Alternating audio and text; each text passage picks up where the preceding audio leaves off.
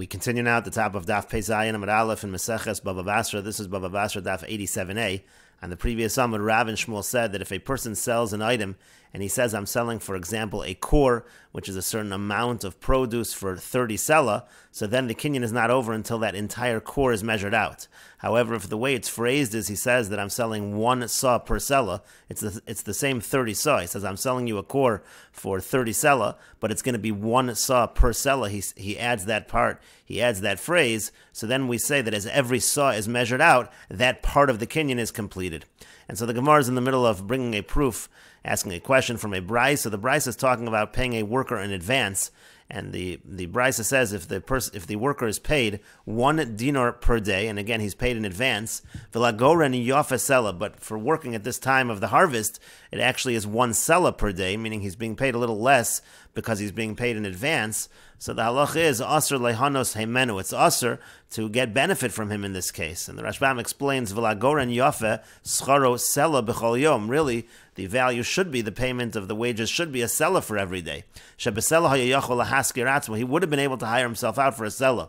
Avol b'shvil hakdamas hamos. But because of the fact that the employer gave him the money ahead of time, ozel gabe. So he said, I'll take a little less in terms of my wages since I'm getting the money ahead of time. So in that case, the Bryce again said it's aser to get any benefit from the worker, and the Rashbam says aser mishum demichzi ki agar notarli. It looks to be like a situation of interest. It looks to be like a situation of ribis. Shenosein lo zeh hapoel sela bimos agoren b'shvil dinar shenasan lo benisan, because the poel now is giving him a sela. He's giving him the value of a sela during the actual time, even though he was paid, or rather because of the fact that he was paid early a dinar, v'himtin lo ad achshav, and there's a delay until this point in time. In other words, essentially what's happening over here is if the worker is going to do work that is valued at more than the amount he's being paid, and the reason why he's willing to do that is because he was paid early, essentially it's a situation of a loan that was given to the worker, and the worker is paying back interest. That's why it's usher for him to get any benefit from this worker. What's essentially happening here is it's a problem of ribis. And the brisa continues, Avol im sachra mehayom b'dinar layom ulegoren yafasela. Now if he hires him from today for a dinar per day, and again the value of working at the harvest time is a sela, so then mutter, then it's going to be mutter. And the Rashbam explains Avol Sachra Mehayom, meaning Meya Yom b'Meya Dinar. He's going to hire him 100 days for 100 dinar. V'nasan lo scharo achshav, and he's giving him the payment right now. V'lagoren hayayachol istakar apol b'sela, and he would have been able to hire himself out again at the time of the harvest for a sela. Dahainu dalet dinar l'yom. A sela is 4 times the amount. It's 4 dinar per day. Kevon shemei oso hayom shesachro osa imo. The difference in the second case is, since on the very day which he hired him, he's already starting to work. It's not that he paid him in advance of even the first day of work. Here he started the labor right away. Mutter, so in that case it's mutter. Shekol pa'ulas hameya yomim ki yom echad arach damyan, because the working for 100 days is really like one long day. V'lo have agar notarli. It's not a case where there's really like a delay, where he's essentially taking a loan, and the fact that he took the loan, now he's paying him back over a certain amount of time, and so it could be a problem of ribis. That's not true in this case. Shari miyad hischel b'pulas, because he started the work immediately. Ukemoshe hischel b'pulas yimei hagoren dami. It's like he started in the work of the harvest, and so therefore, if he's starting immediately already, that's not considered like an extension of a loan, and he's paying him back something extra. And the Rashbam continues and explains the question of the Gemara, but over here, the chikor b'shloshim sa b'selahu. Over here, the way it's phrased is similar to a case where you're selling 1 kor for 30, and then you also specify it's every saw is for a sela. Shari hizkir losses lo dinar layom, because over here also he didn't mention that he's paying him 1 dinar per day. He didn't simply say the total amount. V'lo kamar le stama ad yemos hagar nani sochrecha b'meya dinar. He didn't say I'm going to hire you for the days of the harvest for 100 dinar. He actually specified the per day amount. Nevertheless, katani mutter. What does it say over here? It says that since he starts the work right away, it's mutter. It's not a problem of ribis. It's not a problem that it looks like interest. V'chayev lahashlim, and he is chayev to finish everything off. He finishes all the work, and so therefore the Rashbam says v'kasha lahani da'amri rishon kana. This is difficult according to those who say, again, this was Rav and Shmuel in the previous Amud, that they said that when it's phrased in this manner, so each unit is acquired on its own, v'hashar lo kana, and the rest is not acquired. In other words, as each unit unit is measured out, there's a kinyan.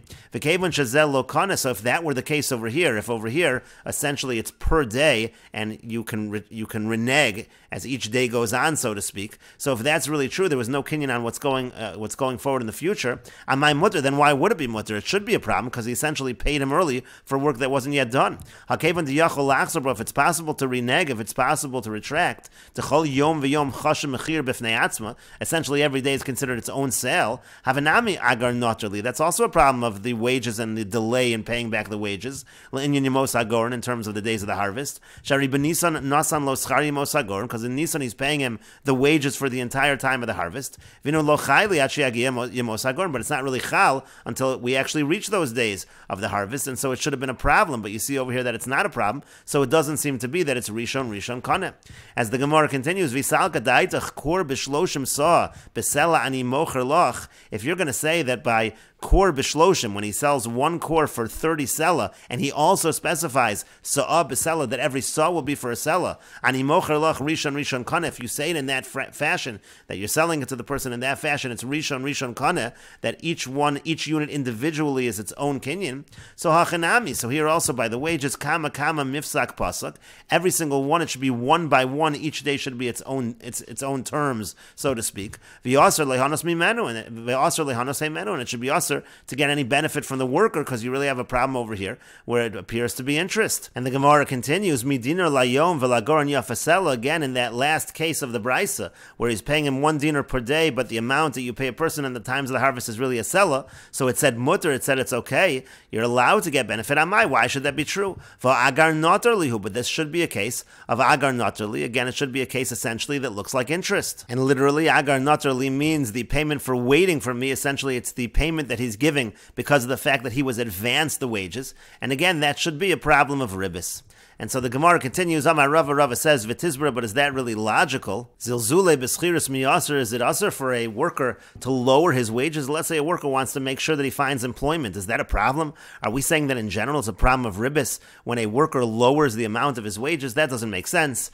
And so the Gemara continues, and Ma'ishna Reisho, Ma'ishna Seif, and if you're going to say that there is no problem of a worker lowering his wages, it's not a problem of ribis, so then we're back to trying to understand what the Brisa even meant. What's the difference between the beginning, the first case of the Brisa, and the later case of the Brisa? Why did the first case of the Brisa say Asr lehanos himenu, he's not allowed to get benefit from the worker, as if it is a problem of ribis? And the Gemara answers, Reisha de lo ka'avid bahadei mehashta, in the first case of the Brisa, where he didn't start working for him immediately, the real issue is not that it's really ribis, but rather michsi ki agar notarli. It looks like the payment was delayed from me, meaning to say there was an advance payment, and that's why he's doing the extra work, so it looks like ribis, but seifa. But in the end case of the Brisa, the ka'avid bahadei mehashta, where he starts working right away, he starts working from now, lo michsi ki agar notarli, it doesn't have the appearance of payment for waiting, it doesn't have the appearance of ribis, and that's why it's not a problem. And the Rashbam explains, V'tizbra, is this a logical way to understand the Brisa? De lahave aser, is it really a prohibition here of ribis at all?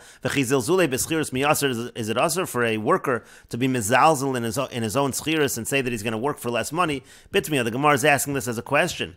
Even if he pays him very early the dinner from Nisan, v'lo asa imo ad lagorin, he doesn't really work for him until the harvest. Midoraisa shari, in a doraisa level, there's no problem over here. De lo dami lo lahalva, v'lo lemeka chumemkar, this is not a case that's similar to a loan. It's not a case that's similar to buying and selling, the isbei ono, where you can talk about ono, bitul mekach, or saying that the entire sale is nullified. The hasam vada ki mozal gabei michti shavyav b'shvil hakdamas hamos. When you're talking, let's say, about sales, if you do it for much cheaper than it really is, we can say that because you paid early, you got to get it cheaper. Nimsa shenosin lo yoser michdei hadamim shekibel, he's giving him more than the amount of money that he got.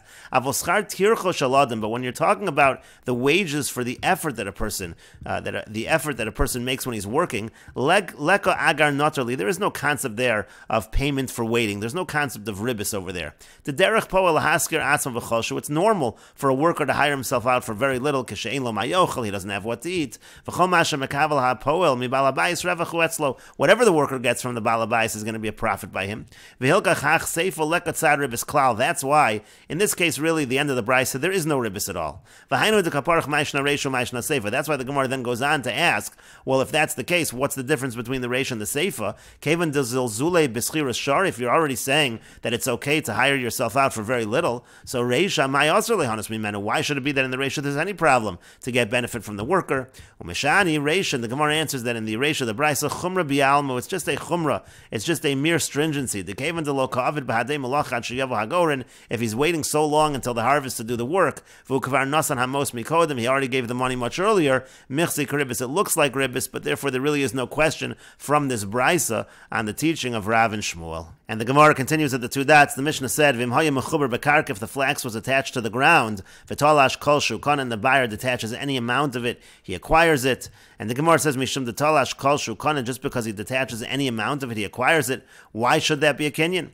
And the Gemara answers, Amar Rav Sheshes says, Hachav Mayaskin, and here what are we talking about? The Yomar Le, that the seller says to the buyer, Lech yapeloch karka kolshu, go clear any amount of the land, v'kani, and through that you'll make a kinyan, kol masha'ala, everything that is on the land. And the Rashbam explains, Umitamin, and the Gemara asks, Mishum detalash kolshu, because he detaches any amount, min hapishton, of the flax, kana kol hashar ha-mechuber b'karka, he now acquires all the rest that's attached to the ground. V'yamai, why is that the case? Mikani hai b'meshicha dehech, can he acquire the others just by doing the meshicha on that? And the Gemara answered, that the mocher, the seller, says to the lokeach, to the buyer, Lech v'yapeloch karka kolshu, go and clear any amount of the land. Kach koseh b'sfarim yishanim. This is the text we have in the older svarim. Kilomar, what it means to say is, Lech v'hachzik b'karka liknos pishton ha'mechuber ba. Go and make a chazaka on the land, and that way you'll acquire the flax that's on the land. The karka nikna b'chazaka, because land can be acquired through a kinyan chazaka. V'chol ha'mechuber l'karka hareu k'karka. Anything that's attached to the ground is considered to be part of the ground. And the Rashbam continues and explains, V'yosam asnisan lashmin, and our Mishnah is coming to teach us, the chezkas karka mahani lepishton, the making a chazak on the land is going to work to make a kinyan on the flax, v'yafagav de lozav and layar, even though he's not selling him the land, v'yashmina nami, and it's also teaching us that chazaka kala de v'lekita sapishton miksaso, just a small chazaka of collecting, of harvesting some of the flax, yachol liknos hashar ha'mechuber, that's able to make a kinyan on the rest that is attached. And the Gemara continues with the Mishnah, Hamocher yayin v'shemen l'chaveru, one who sells wine or oil to his friend, v'hukro shehuzlo, and it goes up in value or it goes down in value. Imad shelo nismalis hamida, if the measure has not yet been filled, meaning the utensil they're using to measure it out has not yet been filled, so l'mocher, so then it still belongs to the seller, the transaction is not yet complete, and the gain or the loss will be the seller's. Mishen nismalis hamida, once the measure is filled, l'lokeach, so then it's the buyer's, and the gain or loss will be the buyer's. And the Mishnah continues, let's say there's a middleman between them, and it's being filled into the middleman's utensil. So then, nishbar hachavis, nishbar lasarsor. Let's say the barrel breaks, it's the middleman's barrel again. So then we say that the breaking and the loss is going to be the middleman's, he's going to take that loss. And the Mishnah continues, V'chayiv lahatif lo shalosh tipin, when the seller is pouring for the buyer, he has to add 3 extra drops, meaning he pours out the barrel, and then when it completes, he lets it drip out 3 drops, and that all goes to the buyer. And hirchina umitzis, now let's say he tilts it and it collects whatever's remaining after he spills out those extra 3 drops. Whatever is remaining, harehu shel mocher, that belongs to the seller. And the Mishnah continues, V'achenvani eino chayev lahatif shalosh tipin, when a storekeeper is pouring out, he doesn't need to do these 3 extra drops, he's serving too many customers. It will take too long if he has to pour in that fashion. Rabbi Yehuda says, Erev Shabbos im chashecha, if it's Friday and Shabbos is coming, so also it has to be done quickly, so then Pater, he's exempt, he doesn't have to pour those 3 extra drops. And the Gemara says, Hamida Daman, the measure over here, meaning whatever they're filling up, whatever utensil is being used to fill up, who does it belong to? That's going on the first case of the Mishnah, where you're filling up some kind of measure, and we say again, if it wasn't yet filled, then it still belongs to the mocher. Once it was filled, it belongs to the lokeach, it belongs to the buyer, but who owns the actual utensil? Ilema mida de lokeach, if you're going to say the measure belongs to the buyer, so achelon ismalis mida lemocher, we say before it's filled up, and then we say that it belongs to the seller, but why is that true? Mida de lokeachi, this measure belongs to the buyer, it's his utensil, and therefore he should be kona even before it's filled up. Why do we say it still belongs to the mocher? And so then the Gemara says, V'ela mida de mocher, rather you'll say that the mida, this measuring utensil, belongs to the seller, but then you have a question the other direction, Mishnes malis mida lelokeach, when the measure is filled, then it belongs to the buyer. Why is that the case? Mida de mocher, isn't this a measure of the seller, so it still should belong to the seller? No kinyan was made by the lokeach, why should it be his? And the Gemara answers, Amar Rabbi Law says, B'midas sarser, we're talking about a utensil, a measuring utensil that doesn't belong to either of them. It belongs to the middleman, and so therefore, again, it goes by when it's filled. If it hasn't yet been filled, it still belongs to the seller. If once it was filled, it belongs to the buyer. But the Gemara asks on this the obvious question, V'midiktani seifa, but from the fact that it says at the end of the Mishnah, V'im haya sarser beineim, it says that if there was a middleman between them, nishbar hachavis, if the barrel breaks, nishbar lasarsor, so then it breaks for the middleman. He's the one that takes the loss. So therefore, that talks about a fact that you were using the utensil of the middleman, and actually it belongs to the middleman at that point in time. And mechlal dereisha labisar saraskin, and that implies that at the beginning of the Mishnah, we're not talking about a middleman. How could you say that in the beginning of the Mishnah, we're talking about a utensil or a measuring utensil that belongs to the middleman? And the Gemara says, reisha mida below sarser. What's happening is as follows. In the beginning of the Mishnah, you're using a measure, but there is no actual middleman there. He's essentially lending the utensil for them to use, and so therefore it goes by when it gets filled up. If before it's filled up, it still belongs to the seller, and once it gets filled up, it belongs to the buyer. But seifa besar sor atzmo, at the end of the Mishnah, we're talking where the middleman is actually present. He's actually involved in this transaction. So then already when it goes into his measure, when it goes into his midah, we say at that point in time, he's considered to be the owner, and if it breaks, then he takes the loss. And the Gemara continues at the two dots. The Mishnah said here, China umitzis harehu shel mocher. Again, let's say he tilted it and collected whatever was left after he poured out everything he was supposed to pour out, including the extra 3 drops. So then whatever is left belongs to the seller. And the Gemara says, Kisalik Rabbi Elazar, when Rabbi Elazar went up to Eretz Yisrael, Ashkechei Zeiri, he found Zeiri in Eretz Yisrael, and Amar Le, and he said to him, Mikan Tana, the Asniye Rav Midos. Is there any Tana over here that Rav taught this Mishnah in Midos? Now, it doesn't really mean a Tana over here, but it means an Amora who's familiar with Mishnayos and Braisos. And so the Gemara says, Achve Rav Yitzchak bar Avdime. He showed him Rav Yitzchak bar Avdime. He was somebody who was familiar. Amar Le said to him, Mai kakashalach, what's the difficulty? What question do you have when it comes to midos? And so he said to him, Detnan, we learned in the Mishnah here, Chino mitzis, that if he tilts it and he collects whatever's extra in the vessel, Hareu shel mocher, that belongs to the seller. And we will continue with this discussion in the next video on Daf Zayin Amud Beis.